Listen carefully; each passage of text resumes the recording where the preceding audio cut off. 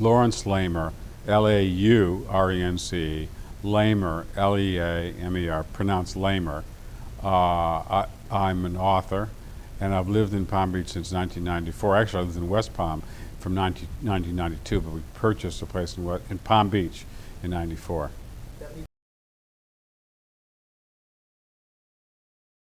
Well, I've lived all over the world, but this is the strangest, the most exotic, and the most intimidating place I've ever been in my life. I mean, I had the feeling the first time I came over the Middle Bridge that I wasn't welcome, and that got me irritated. And I decided, well, if I'm not welcome, I'm going to come and live here and see what I can do to learn about this place. What made you feel? Palm Beach does. Palm Beach, it's just so intimidating. Worth Avenue, if you don't dress properly, if you don't look right, you look down upon. That's what this place is like. This place doesn't want strangers. It doesn't want outsiders. The restaurants are supposed to serve the island. The stores are supposed to serve the island. That's it. There's no place to go to the bathroom, even on the public beaches. And they wonder why people use the beach or the water. Hello?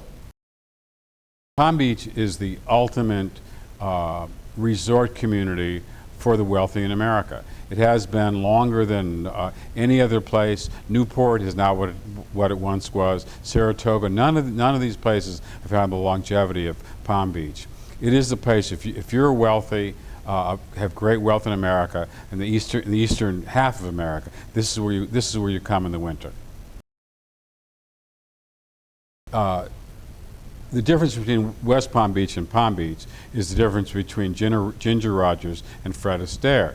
Ginger Rogers gave Fred Astaire sex appeal, and Fred Astaire gave Ginger Rogers class. And you need two of them to dance together. And despite this sort of hostility that each community looks on each other, the two communities really need each other to have one whole community. It sounds like a castle.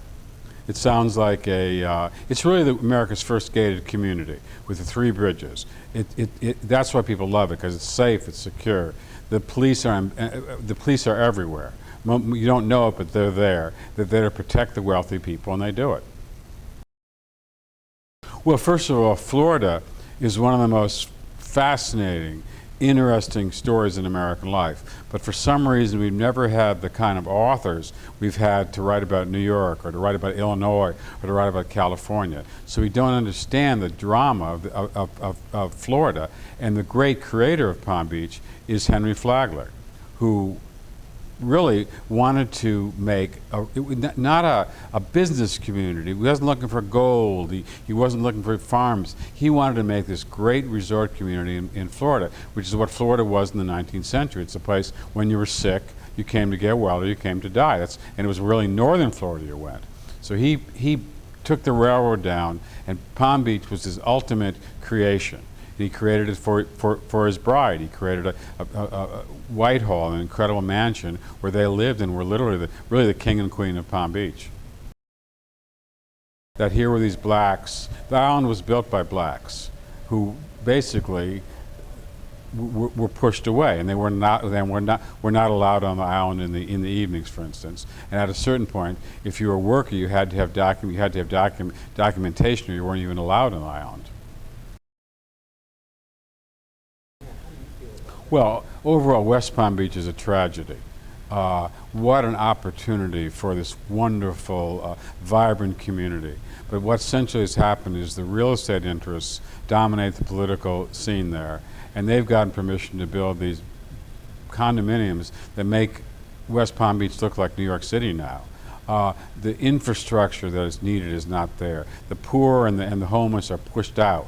It's a shameless business, and it didn't have to happen, and it's basically because the political establishment is so bad. I mean, there's immense criminality in the political system. It's really one of the most corrupt counties in America. No, the building it was totally irrational. It was just where the money is, build these high-rise condominiums, We don't care if it's a community. Push the homeless out. We don't want them. They're unsightly. Let's get rid of them. Get them out of the way.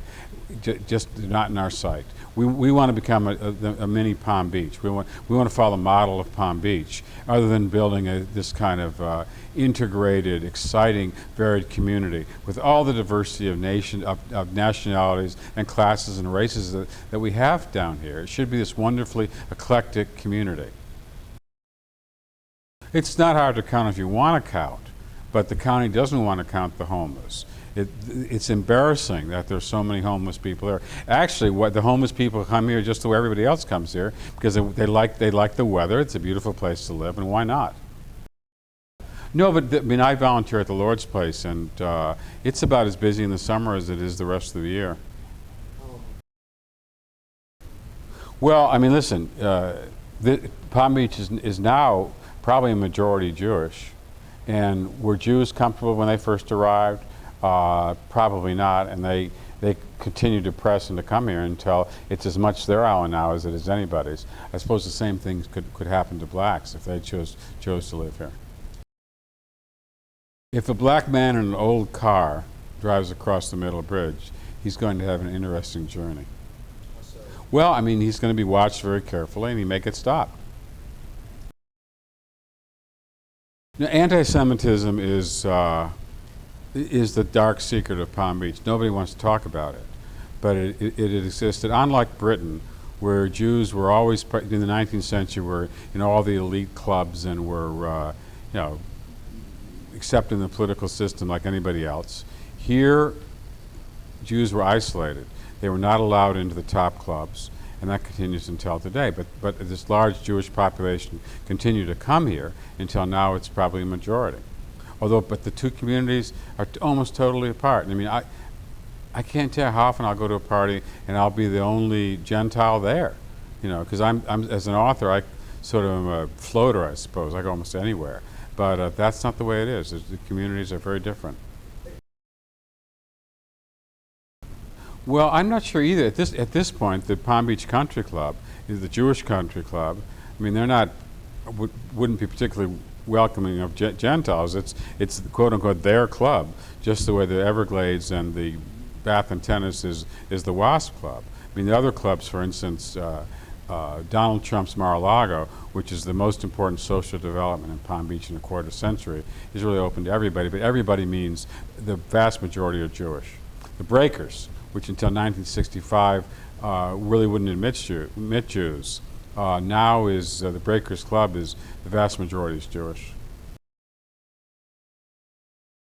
What is wealth in Palm Beach? What does it take to be wealthy here? Well, wealth has a meaning here that it has nowhere else in the world. I mean, millionaire. I mean, everybody's a millionaire, and that means nothing. I remember playing tennis with a fellow, and he said, "You think everybody's rich here?" I said, "Yes, they're certainly richer than I am." He said, "Well, what is wealth?" And you tell me. And he said, "Well, you're not wealthy unless you're worth $50 million. And I said, "Well, Dick, you must be worth $51 million. And he said, "How did you guess?" So he's now, by the way, worth $100 million. Another man came down here. He just sold his business for $200 million. He thought he would be the man. He thought he'd come down here and everybody would want to be around him. He'd be the top of the league, and he was terribly depressed because he just feels he's almost nowhere. So he's a little fish in a big pond. He's not. I mean, the money and the island is almost totally segregated in terms of money. People find their own level, and those are the people I associate with. That was really my next. The older money is lesser money. The old money, inherited money, is not these enormous sums that are coming down here, and people they don't have the tradition of spending it either the way the new money does.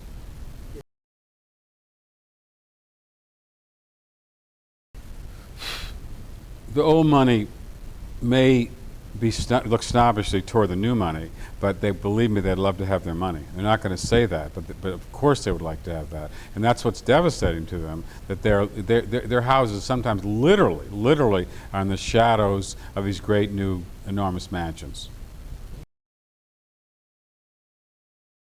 I never understood that perversity of American democracy in that we tend to admire people that inherit their money more than those who make it on their own. If somebody who starts from nothing and maybe doesn't have a college education, perhaps his English isn't perfect, perhaps he hasn't read all of Shakespeare, but I give them a leg up for starting from nothing. But it's just the opposite in America, and it certainly is the opposite here.